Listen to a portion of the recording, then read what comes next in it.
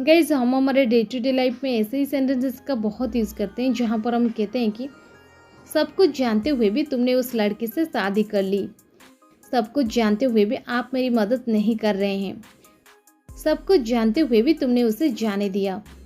Guys इस प्रकार के सेंटेंसेस को हम इंग्लिश में कैसे कहेंगे जहाँ पर हम फ्रेजेस करते हैं सब कुछ जानते हुए भी।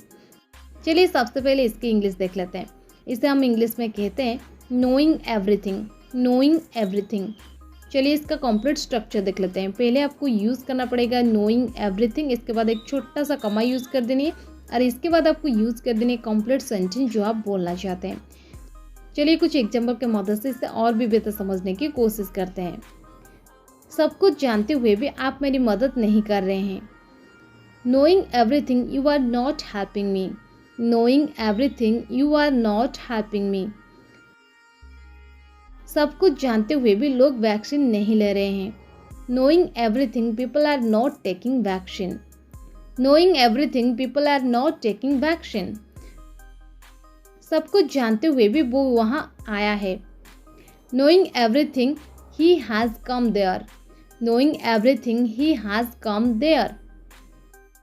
सब कुछ जानते हुए भी वो खतरा मोल लिया। Knowing everything he took the risk. Knowing everything he took the risk. सब कुछ जानते हुए भी तुमने उसे जाने दिया। Knowing everything you let him go. Knowing everything you let him go. सब कुछ जानते हुए भी उसने सबसे झूठ बोला। Knowing everything he lied to everyone. Knowing everything he lied to everyone. सब कुछ जानते हुए भी तुमने उस लड़की से शादी कर ली। Knowing everything you married that girl. Knowing everything you married that girl.